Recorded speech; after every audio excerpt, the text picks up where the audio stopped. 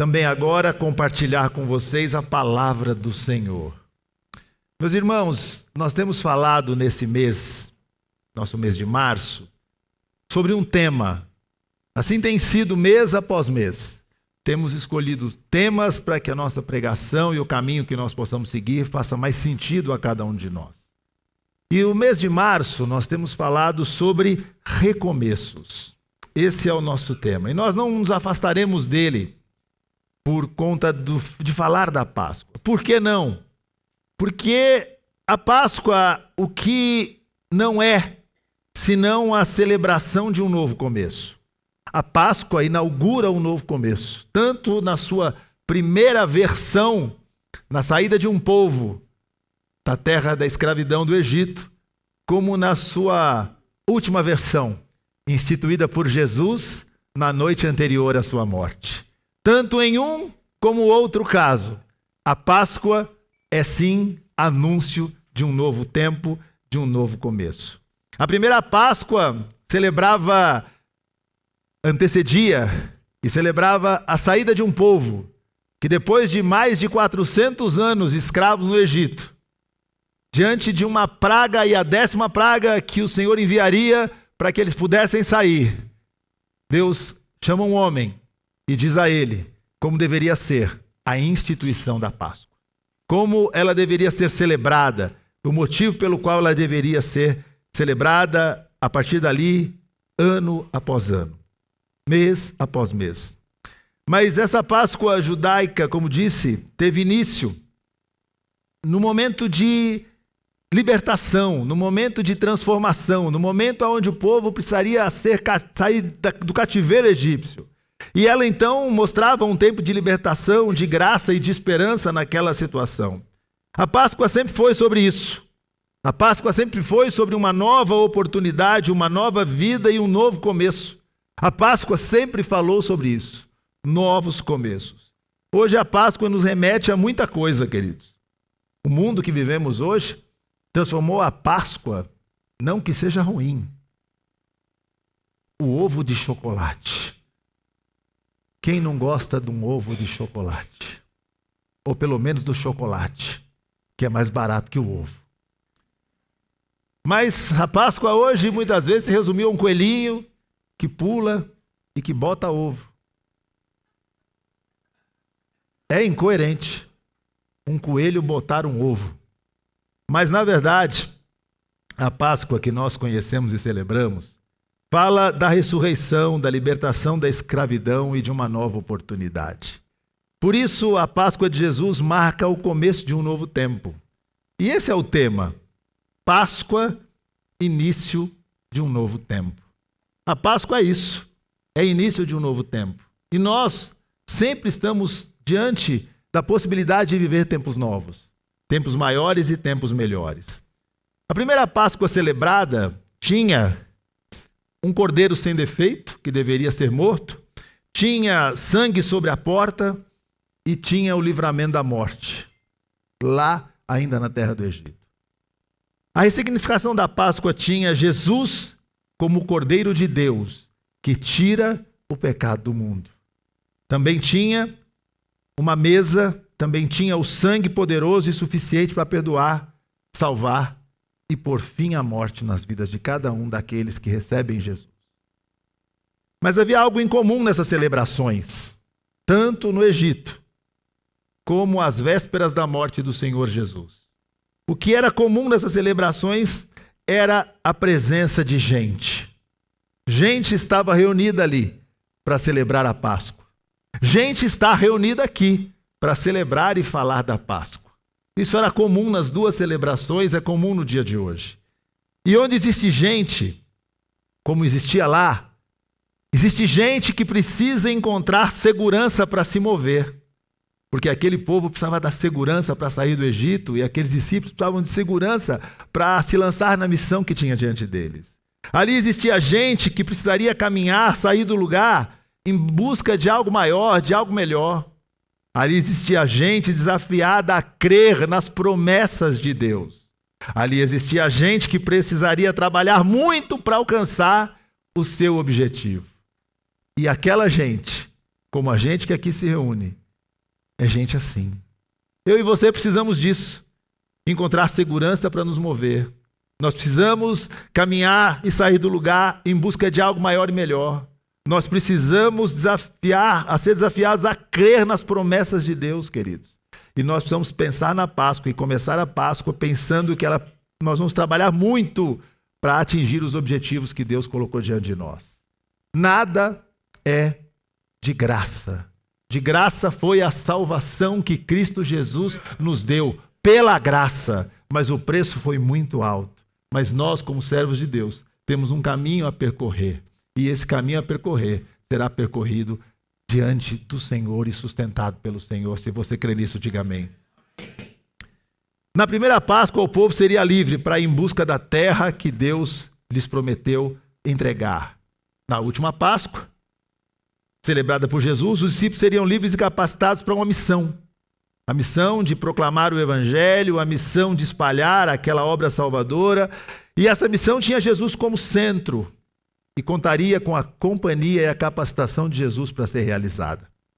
Eu quero ler em um dos evangelhos, e escolhi Mateus, capítulo 28, para ler sobre o dia da ressurreição.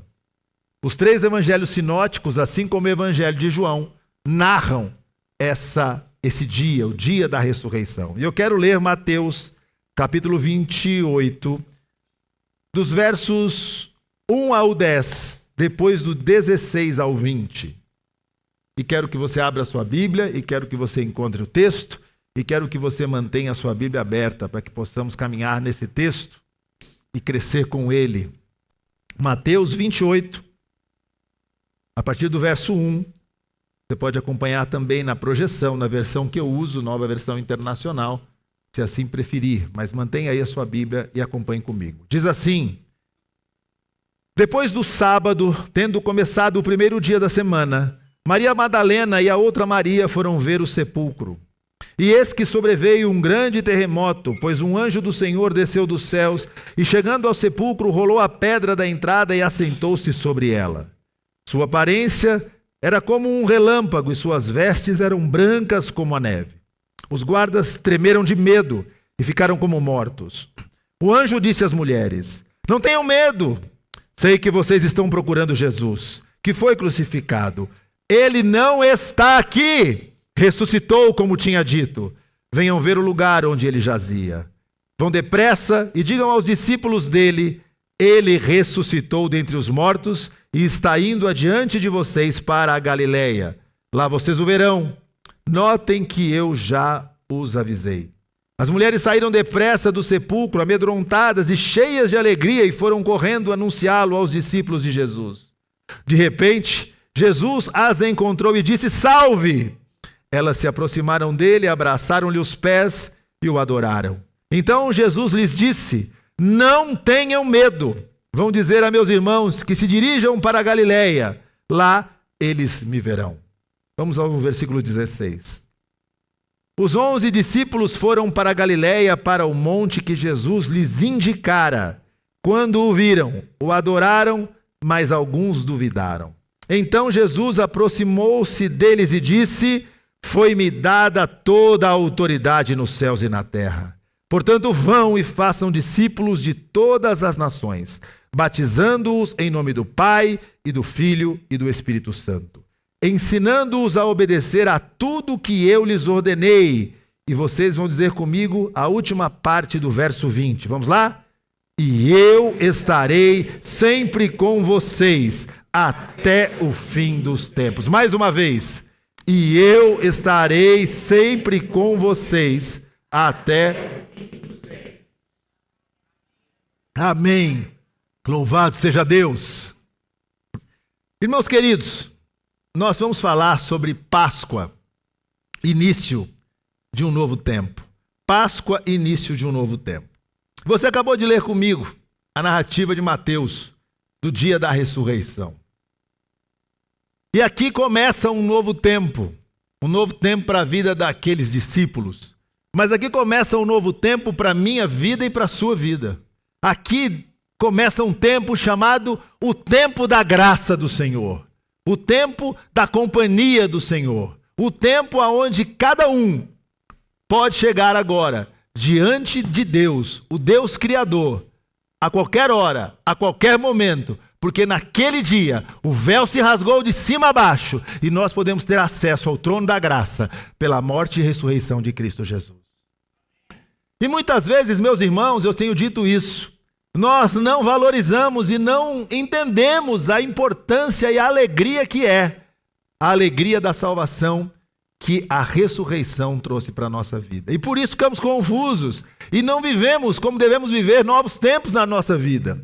Porque para viver um novo tempo, queridos, nós precisamos de alguma coisa. Para que um novo tempo comece, é preciso algumas coisas na nossa vida. Não basta a gente repetir que nem um papagaio. Estou vivendo um novo tempo. Essa igreja se chama Igreja Batista o quê?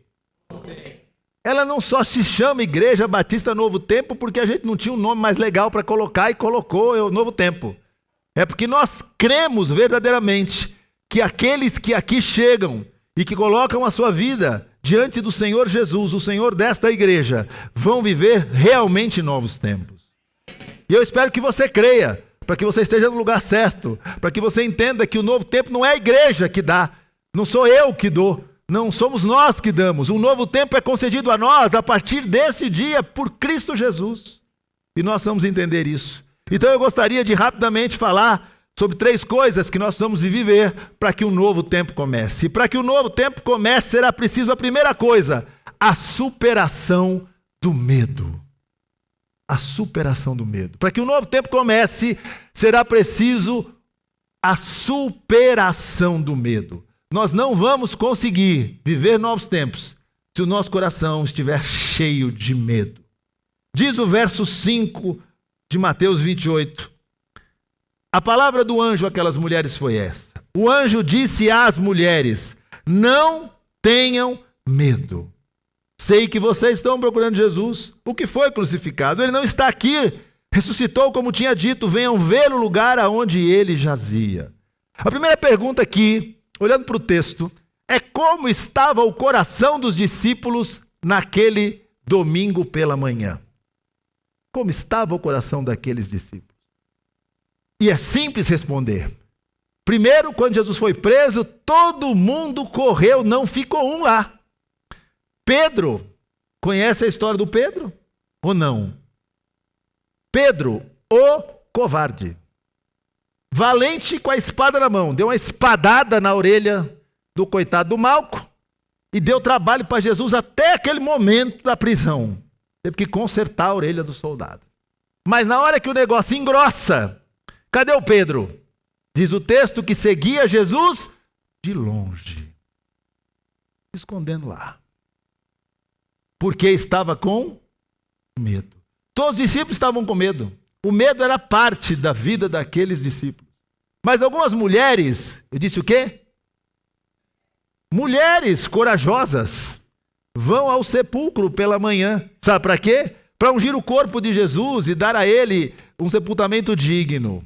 E a preocupação delas, talvez, era quem vai tirar a pedra da porta para que a gente entre lá e possa ungir Jesus e dar a ele a dignidade de um sepultamento. Mas todo o plano é frustrado, mas o coração delas estava cheio de medo, porque elas eram discípulas, elas conhecidas, elas andavam com Jesus, e todo mundo que andava com Jesus, queridos, estava sujeito a sofrer punição. E hoje as pessoas seguem Jesus e querem ser aplaudidas por onde quer que vão, porque diz que agora é moda ser crente. Se você é crente por moda, deu ruim para você. Deu. Porque a gente não pode ser crente e cristão por moda. A gente ser crente é um compromisso com esse Jesus que morreu, mas está vivo. E nós vamos ser cristãos e carregar o nome de Cristo por respeito, por honra, sabendo que o que vem com isso não é fácil suportar. Ele diz: tome a cada um a sua cruz e venha após mim e siga-me. Seguir a Cristo tem um preço. E muitas vezes o medo toma conta do nosso coração. Os discípulos, as mulheres, todos os seguidores de Jesus estavam com medo, coração abatido. E a minha pergunta para você que aqui está nessa manhã é: como é que está o seu coração? Como está o seu coração?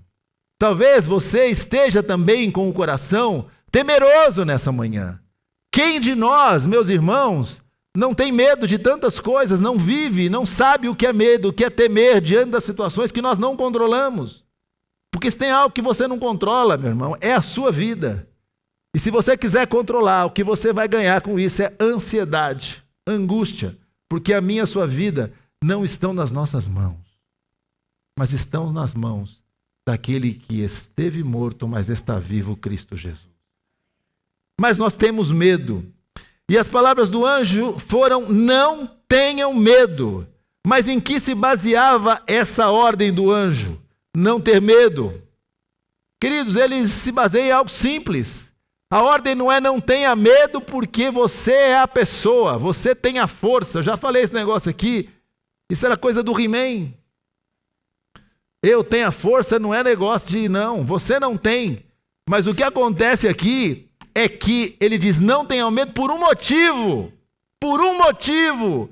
Porque aquele que vocês vieram buscar achando que estava morto, não está. E ele está vivo. Então, o motivo pelo qual eu e você não devemos e não podemos temer, não é porque nós temos a força, nem porque nós temos a capacidade, nem porque nós temos o controle da nossa vida. O motivo pelo qual nós não devemos temer é este: Jesus está vivo e cuida de nós. É por esse motivo que nós não podemos temer, queridos. E hoje nós vivemos cercados por esse inimigo. Pensa um inimigo da pessoa. O pessoal pensa que o inimigo é o parente. Estou dizendo que não possa ser lá.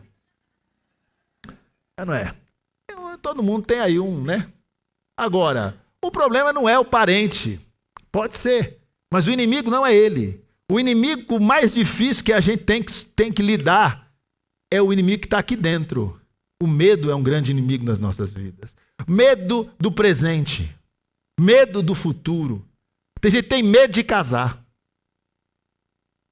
Tem gente que tem medo de perder o casamento. Tem também. Tem gente. Tem gente que tem medo de ter filho. Meus irmãos, coisa boa é filho. Ô, coisa boa. É bom. Não estou dizendo que não dá trabalho. Mas é bênção.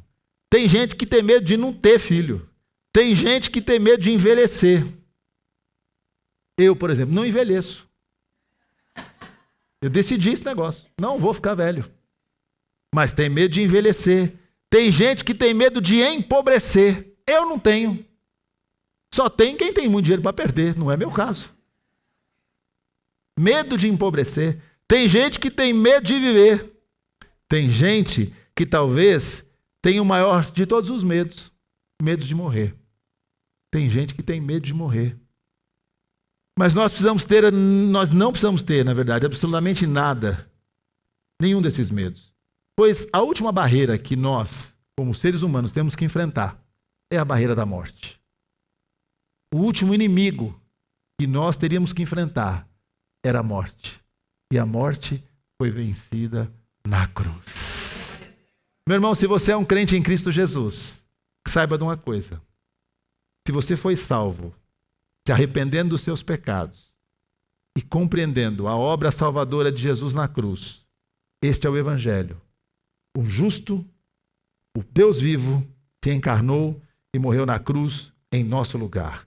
Quando você se arrepende, reconhece pecador e recebe Jesus, você foi salvo. E se você morrer após esse momento, você fecha os olhos aqui e abre os olhos na presença do Senhor para toda a eternidade. O apóstolo Paulo dizia que para ele o viver é Cristo e o morrer é lucro. Sabe por quê? Porque essa é a nossa segurança. E por isso eu e você não devemos ter medo. Jesus esteve morto, mas agora, nesse momento, Jesus está vivo. Você crê nisso? Então, para que o novo tempo comece, você não pode ter medo, porque Jesus está vivo. E sabe o que mais? Porque Ele vive, nós podemos crer no amanhã. Porque Ele vive, eu posso crer no amanhã. Não é porque eu vou fazer algo para que o amanhã esteja seguro nas minhas mãos, mas porque Ele vive, nós podemos crer no amanhã. Amém? Mas para que o novo tempo comece, também será preciso mais uma coisa. Para que o novo tempo comece, será preciso caminhar na direção certa. Gente, não vive um tempo novo caminhando na direção errada. Você jamais viverá um tempo novo indo na direção contrária daquilo que Deus tem para você. Tem gente que é teimoso. Meu irmão, pensa um povo que é teimoso. Deus fala, vá para cá. É um Jonas. Entende, não? Ou como tinha que ter umas baleias soltas por aí para engolir gente. Rapaz, se Deus resolvesse mandar uma baleia para cada teimoso, ia ficar difícil para ter espaço para tanta baleia para comer gente e vomitar gente na praia. Porque você está lembrado de Jonas? Pensa que Jonas sentou na baleia, em cima da baleia, numa cadeira de balanço e ficou com a rédea na baleia. Ele foi para o estômago da baleia e disse que ele ficou enrolado em tudo aquilo que tinha no estômago da baleia. E lá dentro ele se lembrou, fiz besteira. E fez uma oração aonde? Na barriga da baleia. E Deus ouviu a oração de Jonas, porque ele é misericordioso. Então tem chance para você ainda. Se arrependa. E dessa oração ele volta e vomita Jonas na praia. E Jonas fala, agora eu entendi que não é bom ir na direção contrária à vontade de Deus. Então, para que o novo tempo comece, será importante caminhar na direção certa. E o que acontece em Mateus 28, no versículo 7? Acontece isso. O anjo diz, vão depressa e digam aos discípulos dele, ele ressuscitou dentre os mortos, e está indo adiante, olha o anjo, está indo adiante de vocês para a Galileia, lá vocês o verão. Eu introduzi o meu sermão hoje falando do Êxodo, a saída do povo de Deus do Egito. Vocês lembram como é que acontece essa saída? Deus tira o povo e bota diante do povo não só um homem, mas alguém que lhes dava direção, aquela coluna de fogo e aquela coluna de nuvem que andava, e o povo tinha que andar na direção que Deus determinava. Nós temos aqui um processo claro, Deus mostrando, Deus indicando a direção a seguir. O anjo fala, vocês vão para a Galileia porque lá vocês encontrarão Jesus. O que nós temos que entender aqui é que aquele povo, quando sai do Egito, por um tempo eles andam na direção correta. Por um tempo, e curto, né? Curto, eles vão andando e vão... Mas um pouquinho depois que começa a andar, já começa a reclamar. Não é mais assim hoje, eu estou falando que isso era lá. Hoje mudou. O povo já começa a desobedecer, o povo já começa a brigar com a nuvem, o povo já começa a brigar com Moisés, o povo já começa a brigar com todo mundo. Porque fala, tá ruim essa direção aqui, não é aqui que a gente não gosta daqui, não é assim que eu queria, eu estou com fome, eu quero cebola, eu quero alho, eu quero, o que eu quero? Eu quero água, eu quero alguma coisa. Eles esqueceram da chibata, era do faraó, isso aí ninguém mais lembrava disso aí, esqueceu rapidinho, né? Mas a galinha, galinha, esse negócio é bom. O negocinho que voava lá para comer, aí eles queriam. Sabe por quê? Porque era gente que não estava disposta a andar na direção que Deus apontava. Aqui o anjo diz, vão depressa e contem a verdade da ressurreição. Vão depressa e conte para os outros que Jesus não está aqui não, ele ressuscitou, ele não está mais aqui, é isso que vocês têm que contar. E vocês o verão na Galileia. Aquelas mulheres foram encorajadas, aquelas mulheres foram direcionadas, e aquelas mulheres foram comissionadas. Encorajadas, direcionadas e comissionadas. Encorajadas a deixar o medo de lado. Isso já falei para você, deixa o medo de lado. Direcionadas, pois sabiam para onde tinham que ir. E comissionadas, porque sabiam o que devia fazer. Sabiam o que tinham que ser feito. A Páscoa nos faz lembrar do fato que Jesus está vivo e continua a nos encorajar, a nos direcionar e a nos comissionar. Não mudou. Mas hoje é dia de você encontrar isso, a razão para a sua vida. E aqui nós temos que entender que no mundo nós vamos ter muitas dificuldades e muitas perdas. E perdas, meus irmãos, são inevitáveis. Eu queria viver nesse mundo e não ter perda. Não dá, não dá. Nós teremos perdas nesse mundo, elas são inevitáveis na nossa vida. Mas existe algo que nós não podemos perder, queridos. É a direção certa. Se você e eu perdermos a direção, nós vamos terminar mal. E a direção certa, só Jesus pode apontar. Você crê nisso? Primeiro, nós somos guiados pelo Espírito Santo, porque todo aquele que recebe a Cristo, recebe o Espírito Santo. Ele é o Consolador, mas ele é a bússola de todo salvo. Tem gente que fala assim, eu queria ouvir Deus falar. Eu já expliquei esse negócio. Não queira não. Quero ouvir uma voz. Não, mas pastor, eu queria ouvir uma voz. Não queira ouvir voz. A voz que você ouve é a voz do Espírito de Deus que fala no seu coração. E você fala, tem alguma coisa me dizendo que eu não devia fazer isso. Mas como eu não sei o que é essa alguma coisa me dizendo, eu vou fazer. Preste atenção. O Espírito Santo é a bússola de todo crente que tem intimidade com ele. Ele fala com você, ele mostra para você, ele fala ao seu coração. Mas não só. Depois, porque saber a direção e os caminhos é importante, nós seremos bem-sucedidos por onde quer que andarmos, se andarmos na direção que Deus nos der. Porque o povo gosta de pegar a Bíblia e fazer da Bíblia uma coxa de retalho. Porque tu serás bem-sucedido por onde quer que andares. Mas não quer dizer que tu andarás na direção que tu quiseres. Agora eu caprichei no português. Entendeu, não? Tu serás bem-sucedido por onde quer que andares, se onde tu andares estiver no centro da vontade do Deus que te mandou ir por aquele caminho. Diga amém, você entendeu? Amém. Então para com esse negócio de fazer o projeto e depois não dá para Deus carimbar. Entendeu, não? Você vai, decide e fala assim, eu vim para cá, agora o Senhor me abençoa aí. Entendeu, Deus? Eu estou determinando que o Senhor faça aí. Eu declaro que o Senhor vai me abençoar. Ele fala, nada, faça isso não. Declare outra coisa. O quê? Meu amigo, você declara imposto de renda. Para de declarar. Você declara, não para com esse negócio. E o que a gente vê aqui é que Deus te fará bem-sucedido por onde quer que tu andares, desde que tu andes na direção que Deus apontou para a sua vida. Amém? E por fim, para que o novo tempo comece, será preciso mais uma coisa. Para que o novo tempo comece, será preciso encontrar razão para viver. Quem é que vive um novo tempo sem razão para viver, meus irmãos? Diz o texto, lá no verso 16, que nós lemos, que os 11 discípulos, então, após receber do anjo o direcionamento, vão para a Galileia. Impressionante. Foram para onde lhes mandaram ir. Diz, os 11 discípulos foram para a Galileia, para o monte que Jesus lhes indicara. E aconteceu o que era para acontecer. Ele estava lá. Quando o viram, o adoraram, mas alguns duvidaram.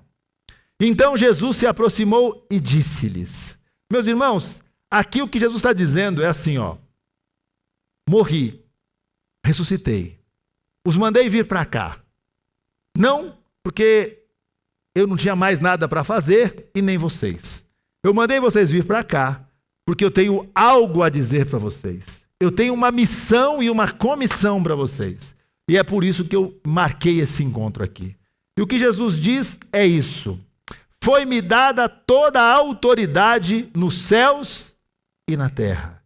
Portanto, vão. Entenda que esse vão, ele sucede a declaração de Jesus, dizendo que ele tem toda a autoridade no céu e na terra. Então vocês vão, porque eu tenho autoridade no céu e na terra. E ele diz, façam discípulos, batizando-os em nome do Pai, do Filho e do Espírito Santo. Ou seja, proclamem essa verdade, digam e contem essas boas novas a todos aqueles que vocês encontrarem pelo caminho. E ele diz, ensine-os a obedecer a tudo que eu ordenei a vocês. E termina dizendo o seguinte, vocês não estão sozinhos. Ele diz, e eu estarei às vezes com vocês. De vez em quando sobrar um tempo, eu vou até vocês. É isso? Eu acho que estarei com vocês. É isso? O que ele diz? E eu estarei sempre com vocês. Essa semana. Hoje. Este mês. Este ano. É isso? Todos os dias, sempre, até o fim dos tempos. E eu faço uma pergunta para você. Qual é a razão da sua vida? Você já se fez essa pergunta? Qual é a razão da sua vida? Tem gente que vive, querido, sem se fazer essa pergunta. Por que é que eu estou vivendo? Pelo que eu estou vivendo? Podemos estar vivendo para tanta coisa, meus irmãos. Tem gente que vive para trabalhar. Eu estou vivendo porque eu preciso trabalhar. Tem gente que vive para ganhar mais dinheiro. Eu estou vivendo porque o meu objetivo nessa vida é ganhar mais dinheiro. Tem gente que vive, essa é uma quantidade maior de pessoas, para pagar as contas. Paga a conta. A vida do cara é pagar a conta. E se você é crente, eu aconselho você a pagar as suas contas. É bom falar um parêntese, né? Porque pagar a conta faz parte da vida do cristão. Em dia de preferência. Mas alguma vez se atrasou um pouquinho, mas paga mesmo assim, viu? Pagar as contas. Tem gente que vive para ser pai. O meu objetivo é ser pai. Eu nasci para ser pai. Eu nasci para ser mãe. Eu nasci para ser marido. Eu nasci para ser esposa. E a pergunta é essa: por que e para que você está vivendo? Podemos estar vivendo porque simplesmente a gente acorda todo dia e usa aquela frase, vida que segue. Tem gente que é assim, todo dia acorda e vive, porque é o que tem para hoje, vida que segue. Podemos estar vivendo por viver, vivendo porque não nos resta outra coisa a fazer, vivendo porque é o que tem diante de nós.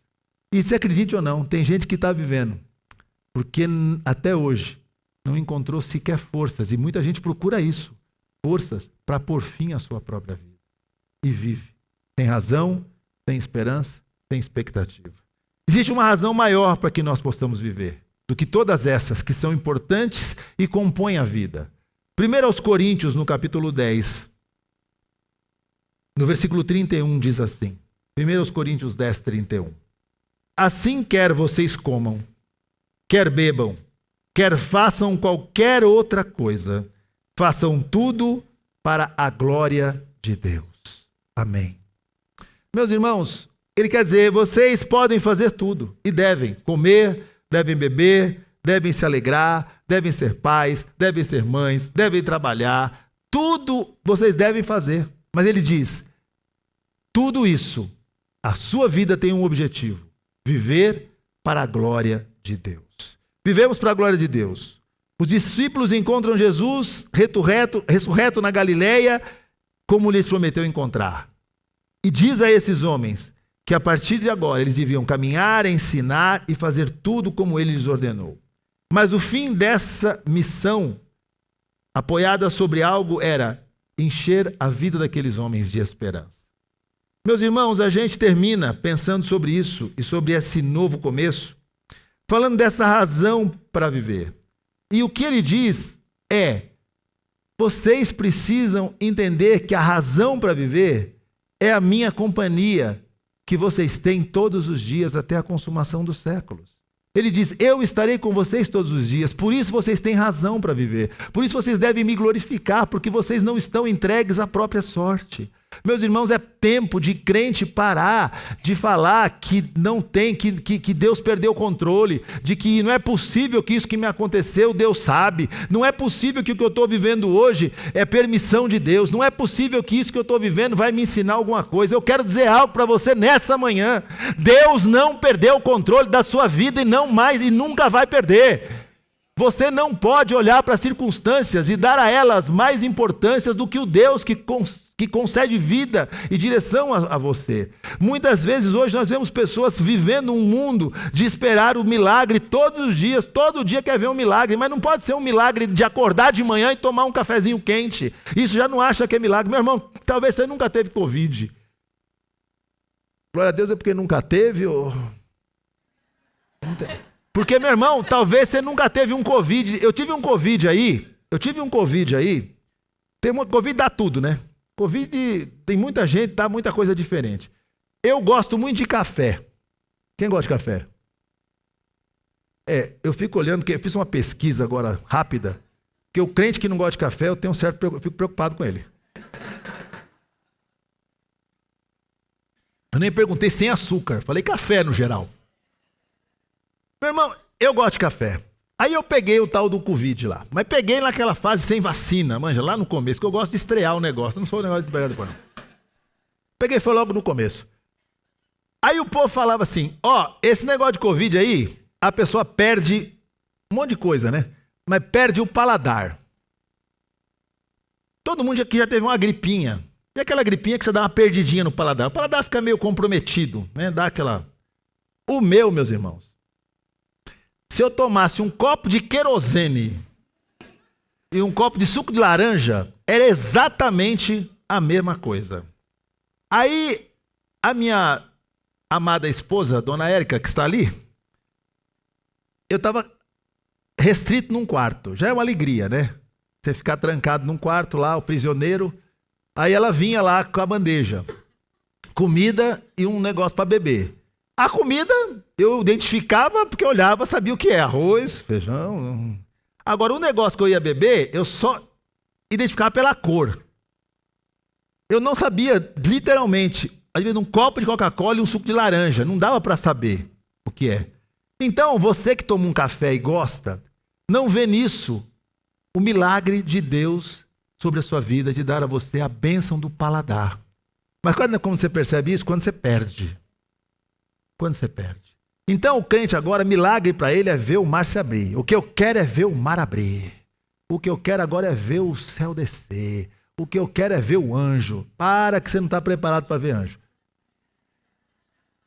Agora, ele não vê mais o milagre da vida quando ele acorda de manhã e passa aquele cafezinho quente e bota na boca e aquele gostinho do café, aquele pãozinho que nunca... aquele pãozinho quente que ele come todo dia, ele não fala: Senhor, obrigado.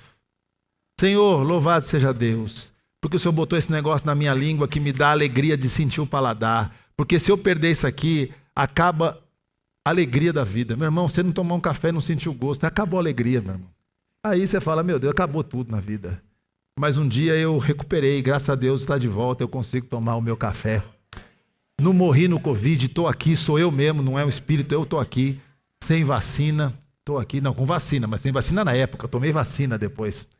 Mas o que a gente tem que entender é que esse Deus, que cuida de nós, faz milagres nas nossas vidas, todos os dias.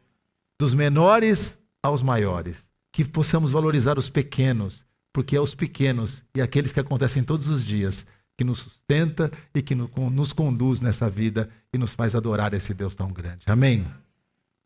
E com tudo isso, a proposta é essa e a promessa é essa: eu estarei com vocês até o fim dos tempos.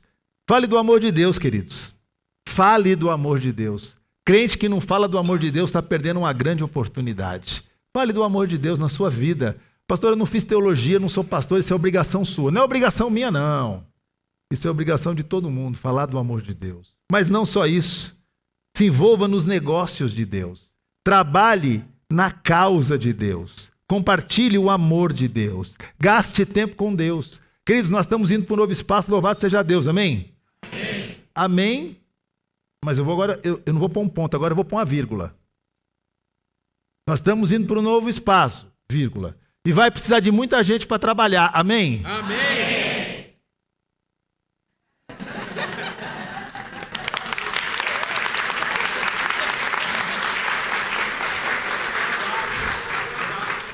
Meus irmãos, porque você não pensa que aquelas galinhas comem sozinhas. Elas vão lá, se servem, vão ao mercado, compra ração. Não.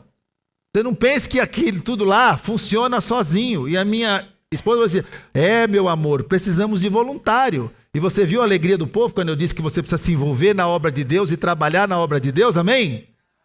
Então nós teremos pessoas envolvidas. Essas pessoas, por que se envolverão? Não é porque gostam de mim, com quanto espero que gostem, nem gostem dessa igreja, espero que gostem. Deverão se envolver porque é o chamado de Deus para a sua vida. É esse, que você se envolva, que você compartilhe, que você faça parte, que você esteja dedicando o melhor da sua vida para aquilo que é a coisa mais importante na sua vida, o Deus da sua salvação. Amém, queridos? A palavra de Deus diz que nós devemos buscar em primeiro lugar o reino de Deus e a sua justiça.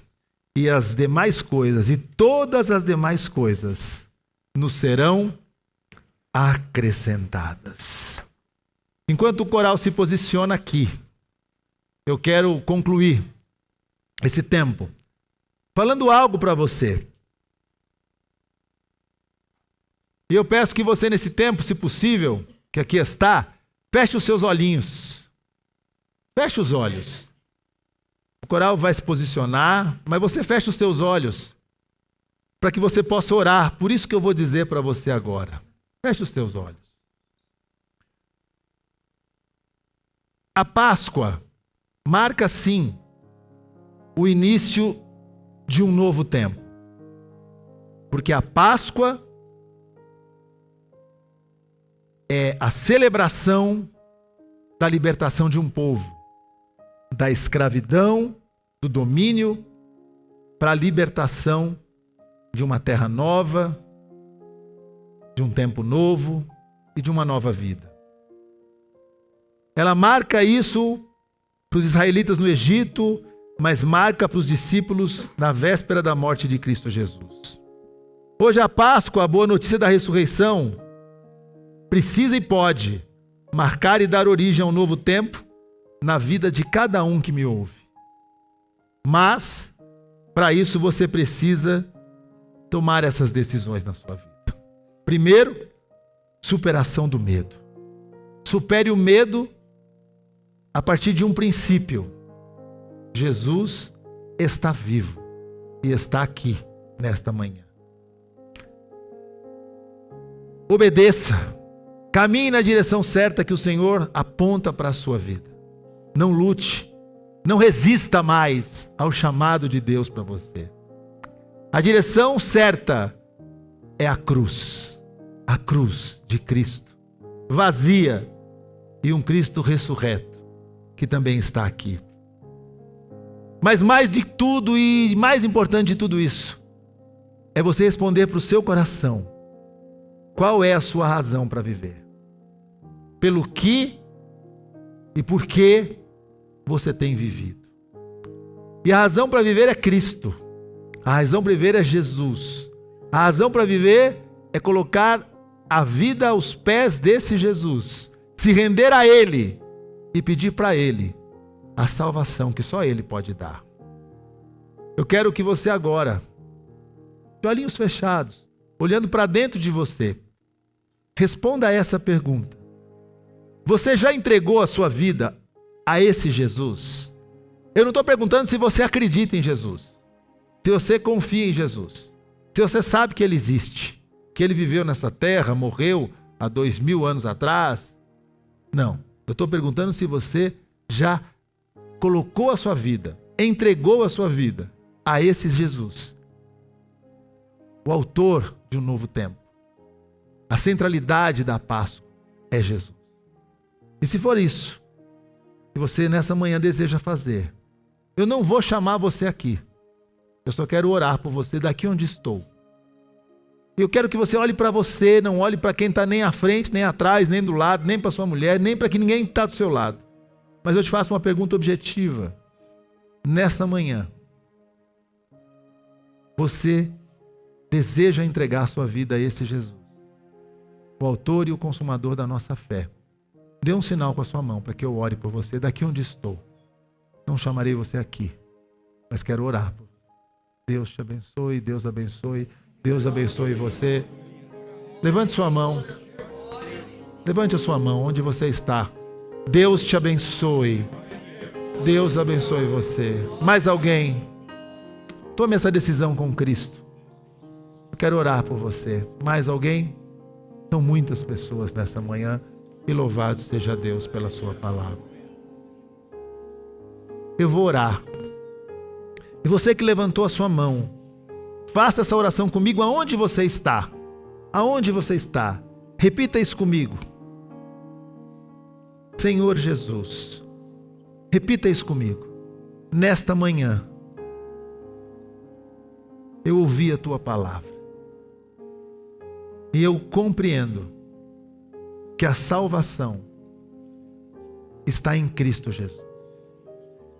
Me arrependo dos meus pecados, os lanço sobre a cruz e recebo a vida eterna que só Jesus pode me dar.